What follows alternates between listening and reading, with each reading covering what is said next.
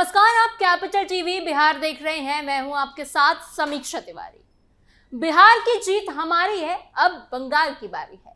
14 नवंबर 2025 को शुभेंदु अधिकारी का ये बयान उस वक्त सिर्फ एक सियासी दावा लगा था, लेकिन 4 मई 2026 को ये हकीकत बनकर सामने आया। बंगाल की राजनीति में जो बदलाव आया उसने पूरे देश का ध्यान अपनी तरफ खींच लिया। आसमान में केसरिया रंग छाया तो चर्चा सिर्फ बड़े चेहरों की होने लगी। प्रधानमंत्री नरेंद्र मोदी का करिश्मा, अमित शाह की रणनीति और योगी आदित्यनाथ के तेवर। लेकिन क्या सिर्फ बड़े नेताओं के दम पर ही ये जीत संभव थी? क्या इसके पीछे कोई ऐसी कहानी भी है जो कैमरों और सुर्खियों से दूर रही? उस जीत की असली पटकथा उन 300 से ज्यादा बिहार के नेता कार्यकर्ताओं ने लिखी, जिन्होंने चुपचाप बिना किसी शोर शराबे के बंगाल की जमीन पर महीनों तक मेहनत की। यही वो कड़ी थी जिसने इस जीत को संभव बनाया। आज के स्पेशल स्टोरी में आपको बताएंगे कि कैसे इन नेताओं ने बिना शोर मचाए ममता बनर्जी के किले में सेंध लगाई, शाह मोदी की हर बारीक स्ट्रैटेजी को जमीन पर उतारा। बने रहिए वीडियो के अंत तक। बिहार मॉडल का बंगाल में पूरा ब्लूप्रिंट, 300 प्लस नेताओं की ग्राउंड फोर्स। बंगाल की इस बड़ी राजनीतिक जीत को अगर सिर्फ बड़े चेहरों और रैलियों तक सीमित करके ही देखा जाए तो ये कहानी बहुत अधूरी रह जाएगी। असल में इस जीत की जड़ें बहुत गहराई में थी, जहां हर जोन, हर बूथ और हर कार्यकर्ता ने अपनी अपनी भूमिका निभाई। बिहार के नेताओं की 5 जोन स्ट्रैटेजी इस पूरी कहानी का सबसे अहम हिस्सा थी। भाजपा ने ठीक बिहार की तरह ही बंगाल को प्रशासनिक और राजनीतिक रूप में 5 हिस्सों में बांट दिया था, ताकि हर क्षेत्र की अलग पहचान, वहां के मुद्दे और वहां के वोटरों की सोच को समझकर काम किया जा सके। उत्तर बंगाल को पार्टी ने अपने मजबूत गढ़ के रूप में देखा। यहाँ की संस्कृति और सामाजिक ढांचा बिहार के सीमांचल और मिथिलांचल से काफी मिलता जुलता है। यही वजह है कि यहाँ बिहार और उत्तर प्रदेश के नेताओं और मंत्रियों को खास तौर पर तैनात किया गया। उनका काम सिर्फ प्रचार करना नहीं था, बल्कि बूथ लेवल पर वही अनुशासन और सिस्टम लाना था जो हिंदी बेल्ट में पहले से ही कामयाब साबित हो चुका था। यहाँ कार्यकर्ताओं को इस तरह से तैयार किया गया कि वो हर घर तक पहुँचे और वोटर से व्यक्तिगत जुड़ाव बना सके। राढ़बांग का इलाका अपने आप में ही अलग पहचान रखता है। यहाँ आदिवासी और हिंदी भाषी बेल्ट है, जिसमें पुरुलिया, बांकुड़ा, बीरभूम, पश्चिम बर्धमान और झारग्राम जैसे जिले आते हैं। यहाँ सांथाल, मुंडा और भूमिज जैसे समुदायों की बड़ी आबादी है। इस क्षेत्र में पहले से राष्ट्रीय स्वयंसेवक का काम काफी मजबूत था, जिसका फायदा चुनाव में देखने को मिला है। आसनसोल जैसे क्षेत्रों में भाजपा ने पन्ना प्रमुख की जिम्मेदारी बिहार के नेताओं को दी थी। इसका असर ये हुआ कि कार्यकर्ताओं और स्थानीय लोगों के बीच एक सीधा और भरोसेमंद रिश्ता बना। नवाद्वीप क्षेत्र में चुनावी मुद्दे बिल्कुल अलग थे। यहाँ SIR और बांग्लादेशी घुसपैठ का मुद्दा सबसे ज्यादा हावी रहा।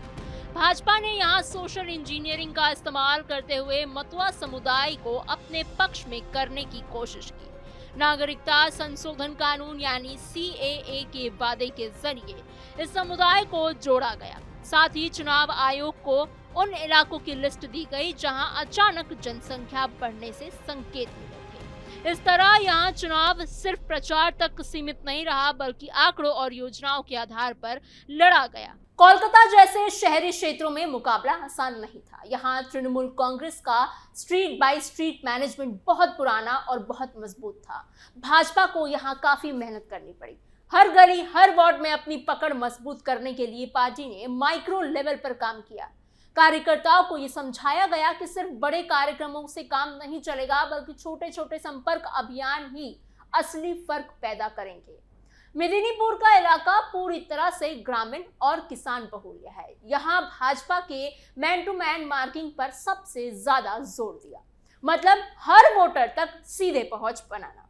सिर्फ वोट मांगना ही नहीं, बल्कि बूथ पर किसी भी तरह की गड़बड़ी को रोकने के लिए खास टीमें भी बीजेपी की तरफ से बनाई गई थी। इन टीमों का काम था कि मतदान के दिन हर चीज पर नजर रखी जाए और किसी भी तरह की गड़बड़ी को तुरंत रोका जा सके। हर जोन के लिए एक केंद्रीय प्रभारी तय किया गया था, जो सीधे दिल्ली के केंद्रीय नेतृत्व को रिपोर्ट करता था।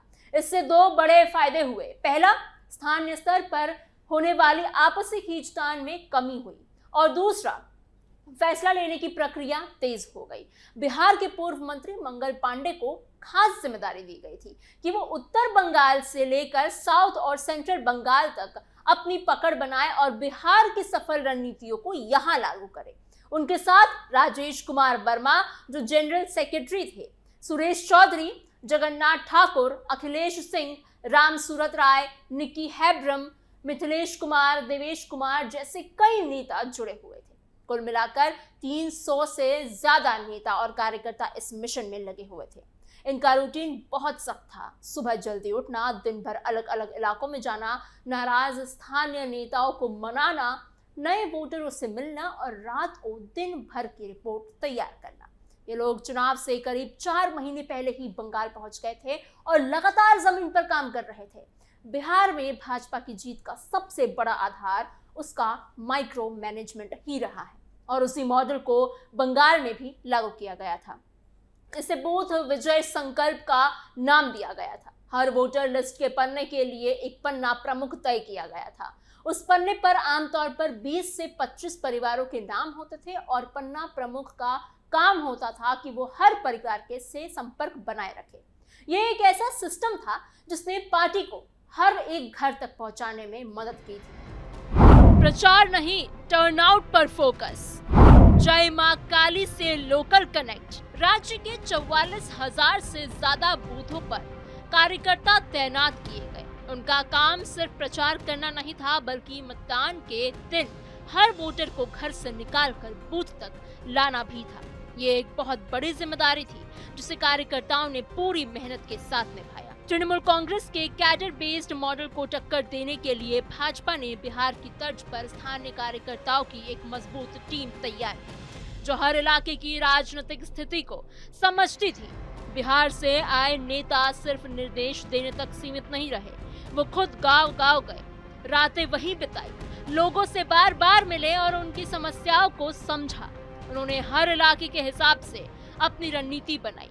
किसी जगह राष्ट्रवाद का मुद्दा काम आया तो कहीं धर्म और कहीं जाति के आधार पर लोगों को जोड़ा गया। गांवों में जय मां काली का नारा दिया गया ताकि स्थानीय संस्कृति से जुड़ाव दिखाया जा सके। इसी के साथ एक और नैरेटिव भी फैलाया गया कि बंगाली अस्मिता की बात करने वाली ममता बनर्जी की पार्टी बाहरी प्रभाव को बढ़ावा दे रही है। ये बात गांव-गांव तक पहुंचाई गई, जिससे लोगों के बीच एक अलग तरह की चर्चा शुरू हुई। ये सिर्फ चुनावी प्रचार नहीं था, बल्कि एक सोच को बदलने की कोशिश थी। बंगाल में चुनाव हमेशा से कैडर वॉर की तरह होते हैं। इसे संभालने के लिए भाजपा ने हर विधानसभा सीट को जातीय और आर्थिक समीकरणों के आधार पर समझा। मतुआ, राजवंशी और महतो जैसे समुदायों को खास तौर पर टारगेट किया गया था। हर बूथ पर व्हाट्सएप ग्रुप बनाए गए जिनके जरिए सूचनाएं और मैसेजेस तेजी से फैलाए गए थे। बिहार के नेताओं को उनकी अपनी जाति और समाज के वोटरों के बीच भी भेजा गया था। वो लोग लगातार अपने समाज के लोगों से बात कर रहे थे और उन्हें मोटिवेट करते रहे। इसका असर चुनाव के नतीजों में साफ साफ दिखाई दिया। पार्टी ने समय समय पर अपनी रणनीति में बदलाव भी किया। जैसे चुनाव के बीच में मैथिली ठाकुर से प्रचार कराया गया, जबकि उनका नाम स्टार प्रचारकों की लिस्ट में था भी नहीं। ये दिखाता है कि पार्टी हालात के हिसाब से तुरंत फैसले ले रही थी। इस पूरे चुनाव में बड़े नेताओं की भूमिका भी अहम रही। प्रधानमंत्री नरेंद्र मोदी, गृह मंत्री अमित शाह, रक्षा मंत्री राजनाथ सिंह, नितिन गडकरी, शिवराज सिंह चौहान, धर्मेंद्र प्रधान समेत 15 केंद्रीय मंत्रियों ने रैलियां भी की थी बंगाल में। इसके अलावा योगी आदित्यनाथ, देवेंद्र फडणवीस, हिमंता बिस्वा शर्मा और डॉक्टर मोहन यादव जैसे 12 मुख्यमंत्रियों ने भी प्रचार किया। अनुराग ठाकुर, मनोज तिवारी, स्मृति ईरानी, हेमा मालिनी और कंगना रनौत जैसे कई नेताओं ने भी वोट मांगने के लिए मैदान में उतरकर माहौल बनाया था। अमित शाह ने इस पूरे चुनाव की कमान खुद ही संभाली थी। उन्होंने चुनाव से 6 महीने पहले ही बंगाल के दौरे शुरू कर दिए थे। चुनाव के दौरान वो करीब 15 दिन तक बंगाल में ही रहे और देर रात तक बैठकों का सिलसिला चलता ही रहा। उन्होंने अपनी टीम के साथ 44,000 पोलिंग स्टेशनों का डेटा एनालिसिस किया और उन्हें 3 हिस्सों में बांट दिया था। मजबूत, मध्यम और कमजोर। मध्यम बूथ वो थे जहां पिछली बार हार जीत का अंतर बहुत कम था। वोटिंग से ठीक पहले यानी 21 अप्रैल को अमित शाह ने एक अहम बैठक की जिसमें हर सीट पर 20,000 वोट बढ़ाने का लक्ष्य तय किया गया था। हर लक्ष्य पिछले चुनावों के आंकड़ों और स्विंग वोटर्स के हिसाब से तय किया गया था। इस तरह चुनाव सिर्फ प्रचार का खेल नहीं रहा बल्कि पूरी तरह से डेटा और प्लानिंग पर आधारित हो गया था। दिसंबर 2025 में अमित शाह ने बंगाल के दौरे के दौरान एक कोर ग्रुप भी बनाया था जिसमें कि 4 केंद्रीय मंत्री सुनील बंसल, भूपेंद्र यादव, बिप्लब देब और अमित मालवीय शामिल थे। इनके साथ 4 बंगाली नेता समीक भट्टाचार्य, शुभेंदु अधिकारी, दिलीप घोष और सुकांत मजुमदार को जोड़ा गया। 2021 में तृणमूल कांग्रेस ने भाजपा पर बाहरी नेताओं को थोपने का आरोप लगाया था। इस बार भी ऐसा ही माहौल बनाने की कोशिश हुई जरूर थी, लेकिन भाजपा ने इसे अपने तरीके से संभाल लिया। जब स्टार प्रचारकों की लिस्ट जारी हुई तो उसमें 15 बंगाली और 25 दूसरे राज्यों के नेताओं के नाम थे। जब इस पर सवाल उठे तो 24 घंटे के भीतर भीतर ही बदलाव कर दिया गया और ज्यादा से ज्यादा बंगाली नेताओं को उसमें शामिल किया गया। ममता बनर्जी ने यह मुद्दा उठाया कि भाजपा किसी बाहरी को मुख्यमंत्री बनाएगी।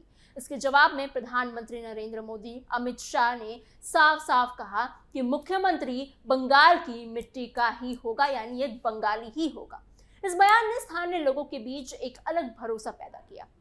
आखिर में अगर इस पूरी जीत को समझना हो तो ये साफ दिखता है कि ये सिर्फ एक लहर या एक चेहरे की जीत नहीं थी। ये एक लंबे समय तक चल रही प्लानिंग, ग्राउंड लेवल पर लगातार मेहनत और हर छोटे बड़े कार्यकर्ता का योगदान का नतीजा था। बिहार के नेताओं ने जो मॉडल वहां कामयाब किया था उसे बंगाल में लागू करके एक नई मिसाल पेश की। यही वजह है कि ये जीत सिर्फ चुनावी आंकड़ों तक सीमित नहीं है बल्कि एक पूरी रणनीतिक कहानी बन गई है जो आने वाले समय में भी राजनीतिक दलों को एक सीख बन के सामने आती ही रहेगी।